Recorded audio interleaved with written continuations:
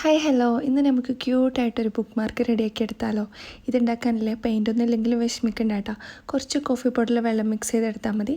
അപ്പോൾ നമുക്കൊരു വിൻറ്റേജ് തീമിലൊക്കെ ചെയ്തെടുക്കാനായിട്ട് പറ്റും കേട്ടോ. അപ്പോൾ ഇത് ആദ്യം തന്നെ ഞാനൊരു പേപ്പർ കട്ട് ചെയ്തെടുക്കുന്നുണ്ട്.